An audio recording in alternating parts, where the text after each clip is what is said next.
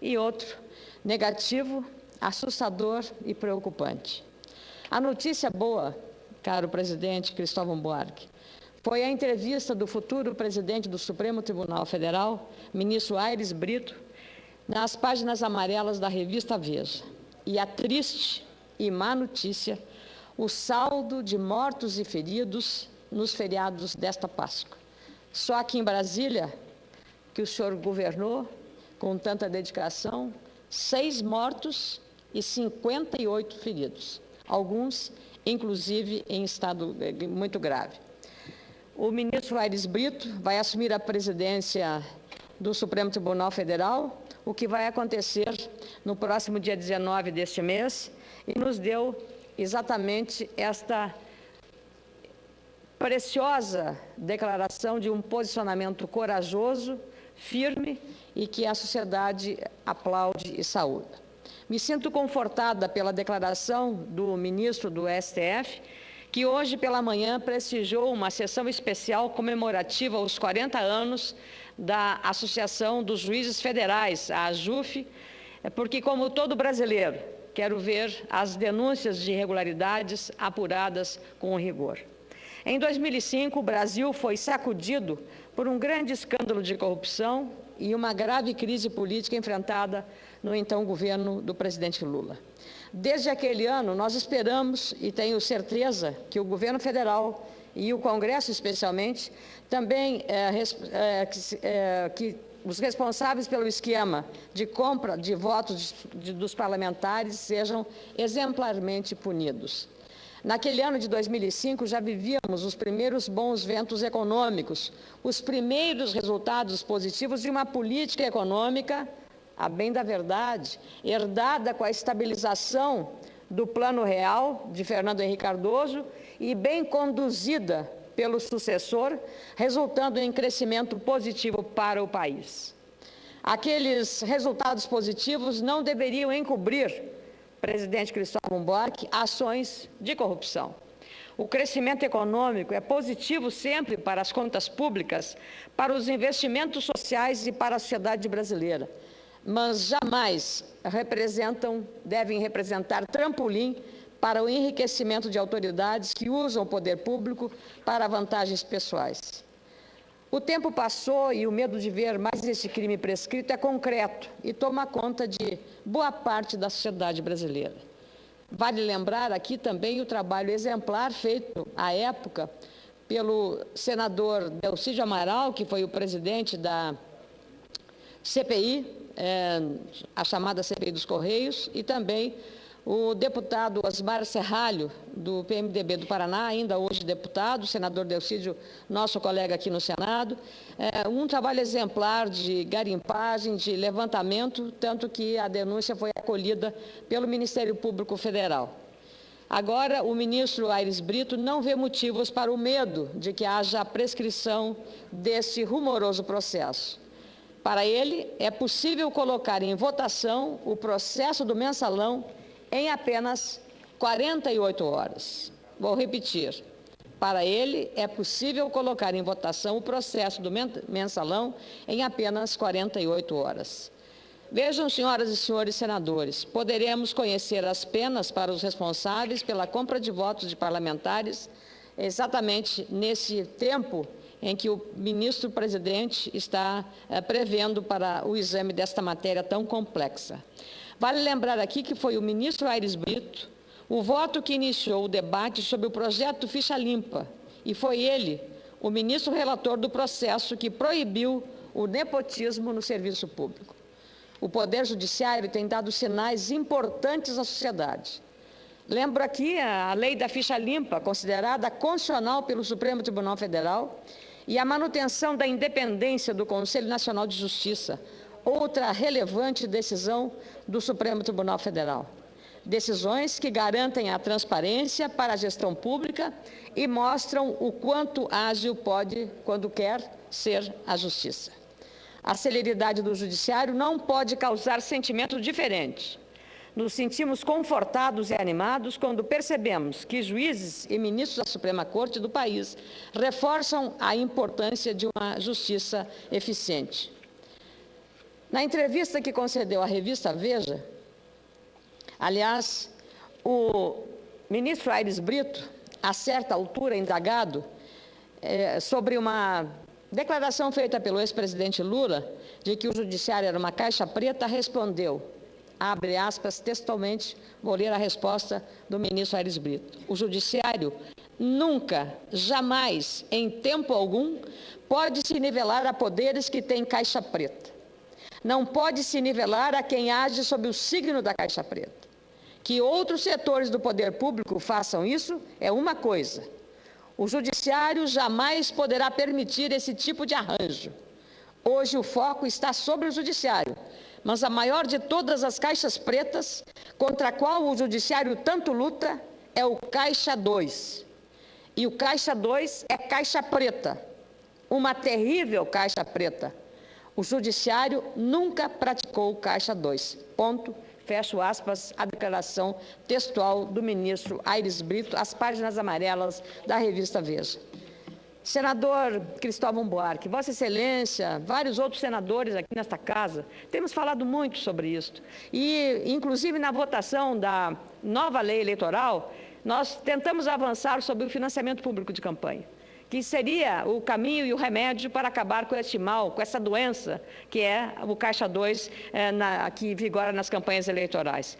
Não avançamos muito em relação a esta matéria e lamento profundamente que o Senado não tenha avançado no Congresso Nacional em relação a... É compreensível até, caro presidente Cristóvão Buarque, senhoras e senhores senadores, que a sociedade tem uma dificuldade enorme de entender que o dinheiro público vai ser usado numa campanha eleitoral quando falta dinheiro para o hospital, para o atendimento de emergência, para a segurança pública, para o transporte, para a educação. É natural essa sensação, exatamente pelas carências que temos em setores relevantes como esse.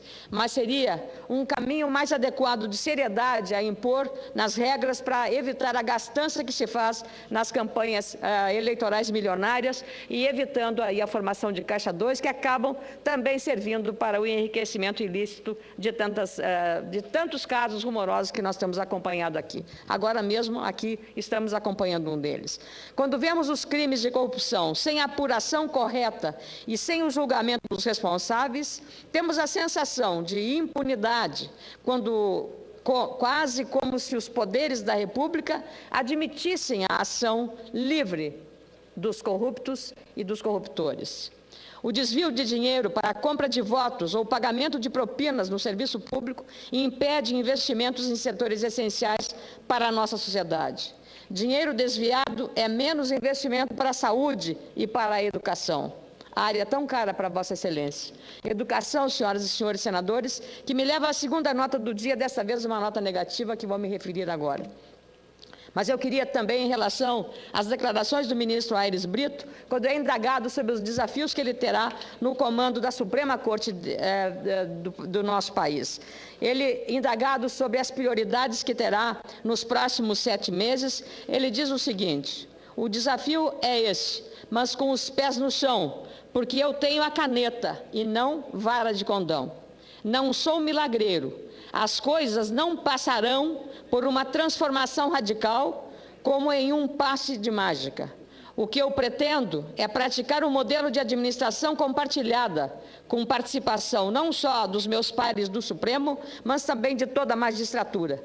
Nesses 7 meses, quero estabelecer como prioridade aquilo que é prioridade na Constituição.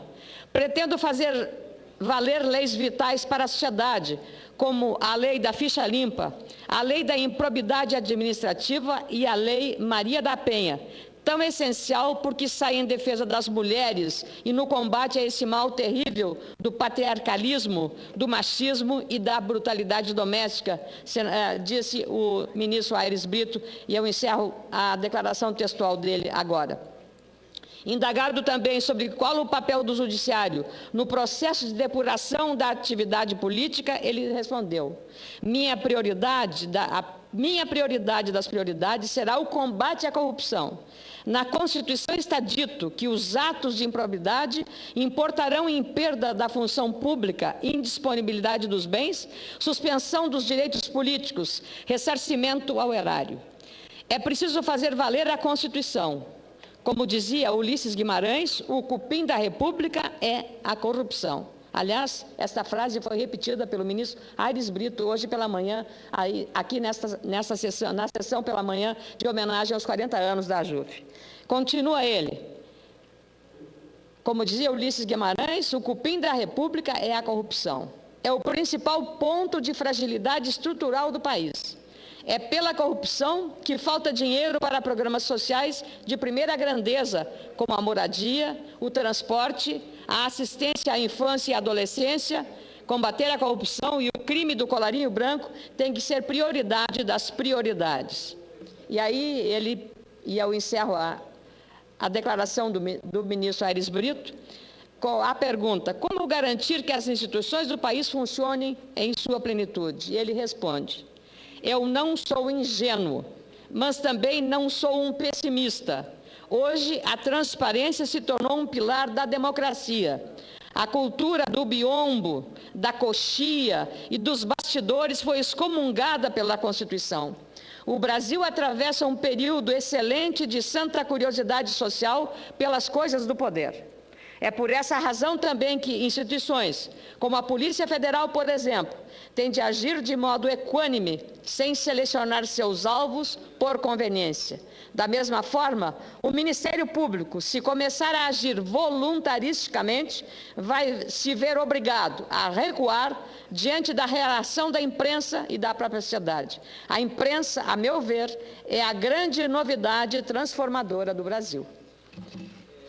E eu gostaria, inclusive, caro presidente, que os anais desta casa transcrevessem, nesse meu discurso, a íntegra da entrevista que o ministro Aires Brito concedeu às páginas amarelas, agradecendo a ele, inclusive, eu como jornalista, essa declaração de fé no papel e na importância que a imprensa livre e responsável, vou repetir, livre e responsável, sobretudo responsável, tem com a democratização em nosso país, com a consolidação da lei democrática. Este foi o dado altamente positivo desta Páscoa de 2012, caro presidente Cristóvão Buarque. Isso é confortador, isso é alentador, isso é estimulante, isso nos traz muita esperança. Mas a nota positiva, meu caro senador Cristóvão Buarque, é exatamente a verdadeira mortandade, a carnificina no trânsito brasileiro. Por falta de educação no trânsito, por falta de educação dos nossos motoristas, vivenciamos hoje uma verdadeira guerra nas ruas e nas estradas brasileiras. Todo ano, depois de um feriado grande, como o da Páscoa agora, temos que contabilizar as mortes no trânsito quase como se estivéssemos contabilizando as vítimas de uma guerra ou de uma batalha. O feriado da Páscoa que acabamos de usufruir foi o mais violento dos últimos anos. O mais violento dos últimos anos. No Ceará, 54 pessoas ficaram feridas, 10 morreram em acidentes. No meu estado, do Rio Grande do Sul, pelo menos 17 pessoas morreram em acidentes nas estradas no feriado de Páscoa. Aqui no Distrito Federal foram registrados pelo menos 50 acidentes ao todo, mas o número de mortes foi maior do que do ano passado. 6 pessoas perderam a vida nos 4 dias de feriado e 58 feridas. A conclusão, senhoras e senhores senadores, é uma só. O trânsito está cada vez mais violento, porque os motoristas não estão respeitando os limites de velocidade, não estão respeitando as leis, nem sequer a sinalização, não estão sequer tendo respeito com a sua própria vida e a vida das suas famílias. A mesma impunidade que combatemos nos crimes de corrupção, estamos vivenciando nas estradas brasileiras. Temos um código de trânsito que, na teoria, parece perfeito, um dos mais modernos do mundo, mas na prática não tem apresentado resultados positivos. Uma crônica do jornalista Alexandre Garcia trata muito bem dos problemas da nossa cultura do trânsito, expressas na manhã de hoje no Bom Dia Brasil. O motorista não reconhece que, quando está dirigindo o carro, deve ser responsável pelas pessoas que estão nas ruas ou em situações inferiores a ele. O motorista de caminhão precisa ter atenção com o carro de passeio. O motorista do carro de passeio deve cuidar do ciclista e do pedestre. É o que está escrito no artigo 29 do Código de Trânsito. O veículo maior é responsável pelo veículo menor. Quem está dirigindo um veículo motorizado é responsável pelo pedestre e pelo ciclista. O que vemos hoje é a lei do mais forte sobre o mais fraco, superando todos os códigos de educação, de convivência, eu diria até, senador, de civilidade. Todos os dias novos carros saem às ruas com novos motoristas, muitos dos quais se vê despreparados, ou, inclusive, dirigindo irresponsavelmente, embriagados e matando impunemente. E agora ainda, o STJ acaba de anular o bafômetro como prova para a criminalização da morte no trânsito. É lamentável o que está acontecendo. Mais do que mudar as leis de trânsito, criar novas regras para multas e reforçar a fiscalização, precisamos investir na educação dos motoristas. Esta verdadeira guerra do trânsito brasileiro deixa resultados impressionantes. Primeiro, a dor eterna causada pela perda de um familiar, de uma pessoa querida, uma dor que jamais irá cessar. E depois, a perda material com os custos sociais dessa violência. Pesquisa realizada pelo Instituto de Pesquisa Econômica Aplicada, o IPEA, mostrou que todo ano o Brasil gasta mais de 22 bilhões de reais com acidentes nas estradas. Eu vou repetir, senador Cristóvão. 22 bilhões de reais é o custo de acidentes nas nossas estradas. Esse é o valor usado para pagar o atendimento médico às vítimas e os prejuízos com a internação, com a interrupção do trabalho, decorrência da ausência da vítima na empresa, muitas vezes por tempo indeterminado. Senhoras e senhores senadores, esses mais de 22 bilhões de reais, mais que o orçamento de um ministério, poderiam estar sendo investidos na prevenção de doenças, na construção de escolas, na educação dos brasileiros. Quando o motorista desrespeita as leis de trânsito, está enviando essa pesada conta a toda a população brasileira, que paga todo ano o custo de uma verdadeira guerra nas estradas. Ou nós nos educamos mais para o trânsito, ou nós vamos continuar vendo esta reprodução de uma história e de uma crônica triste e anunciada de um aumento da mortandade no trânsito brasileiro. Muito obrigada, presidente.